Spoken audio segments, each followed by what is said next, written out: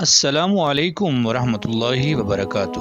ناظرین کرام، آج ہم ایک خوبصورت موضوع کے ساتھ آپ کی خدمت میں حاضر ہیں۔ ویڈیو کو اینڈ تک دیکھیے گا اور کمنٹس لازمی کیجیے گا، اور اگر آپ ہمارے چینل پر نئے ہیں تو بیل آئیکن کا بٹن دبا دیجیے گا اور چینل کو سبسکرائب کر دیجیے گا۔ ناظرین کرام، حقیقت یہ ہے کہ اگر عورت میں دین کا شوق اور نیک اعمال کا جذبہ پیدا ہو جائے تو اولاد پر اس کا اثر ضروری ہے۔ اس کے برخلاف ہمارے زمانے میں اولاد کو شروع ہی سے ایسے ماحول میں رکھا جاتا ہے جس میں اس پر دین کے خلاف اثر پڑے، یا کم از کم یہ کہ دین کی طرف سے بے توجہی پیدا ہو جائے۔ جب ایسے ماحول میں ابتدائی زندگی گزرے گی تو اس سے جو نتائج پیدا ہوں گے وہ ظاہر ہیں۔ آج ہم ایک ایسا واقعہ آپ کے سامنے بیان کرتے ہیں جس سے آپ کو معلوم ہوگا کہ ہمارے گھر کا ماحول کیسے درست ہو سکتا ہے۔ یہ کہانی ہے حضرت سیدہ طیبہ طاہرہ عابدہ زاہدہ حضرت فاطمہ سلام اللہ علیہا۔ حضرت علی المرتضیٰ رضی اللہ تعالیٰ عنہ نے اپنے ایک شاگرد سے فرمایا کہ میں تمہیں اپنا اور فاطمہ کا، جو حضور اکرم صلی اللہ علیہ وسلم کی سب سے زیادہ لاڈلی بیٹی تھی، قصہ سناؤں۔ شاگرد نے کہا کہ ضرور۔ فرمایا کہ وہ اپنے ہاتھ سے چکی پیستی تھیں جس کی وجہ سے ہاتھ میں نشانات پڑ گئے تھے، اور خود پانی کی مشک بھر کر لاتی تھیں اور گھر کی جھاڑو وغیرہ بھی خود دیتی تھی۔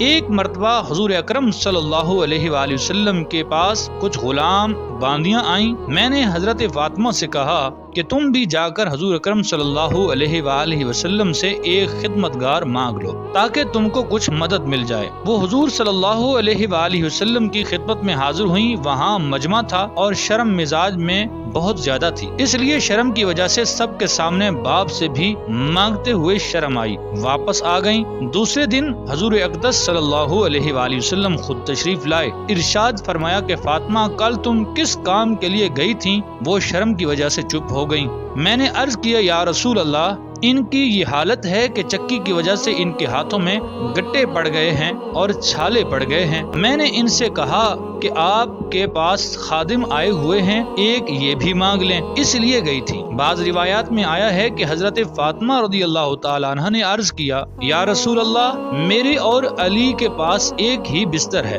اور وہ بھی مینڈھے کی ایک کھال ہے۔ رات کو اس کو بچھا کر سو جاتے ہیں، صبح کو اسی پر گھاس دانہ ڈال کر اونٹ کو کھلاتے ہیں۔ حضور اکرم صلی اللہ علیہ وآلہ وسلم نے ارشاد فرمایا کہ بیٹی صبر کر۔ حضرت موسیٰ اور ان کی بیوی کے پاس 10 برس تک ایک ہی بچھونا یعنی بستر تھا، وہ بھی حضرت موسیٰ علیہ السلام کا چوغا تھا۔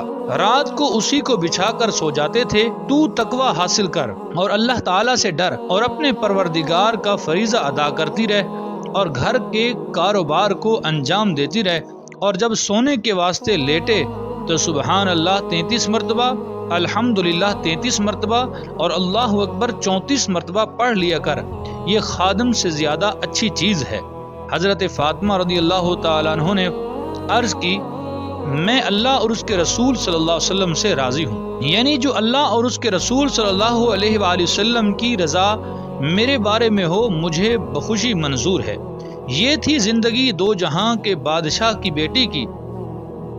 آج ہم لوگوں میں سے کسی کے پاس 2 پیسہ ہو جائیں تو اس کے گھر والے گھر کا کام کاج تو درکنار اپنا کام بھی نہ کر سکیں۔ اس واقعے سے صرف سونے کے وقت کا ذکر ہے۔ دوسری حدیثوں میں ہر نماز کے بعد 33 مرتبہ یہ تینوں کلمے اور 1 مرتبہ لا الہ الا اللہ وحدہ لا شریک لہ لہ الملک و لہ الحمد وہو علی کل شیء قدیر بھی آیا ہے۔ اس واقعے سے اس سبق ملتا ہے کہ گھر کے کام کاج بھی خود کریں اور اللہ رب العزت کے ساتھ بھی لو لگائیں اور اپنی اصلاح کریں اور اپنی اولاد کی اصلاح کریں، اور ان کے دلوں کے اندر بھی یہ تسبیحات ڈالیں تاکہ ہماری نسلیں سنور جائیں اور ہمارا معاشرہ اچھا ہو۔ اگلی ویڈیو تک مجھے اجازت دیجیے، انشاءاللہ پھر ملیں گے۔ اللہ حافظ۔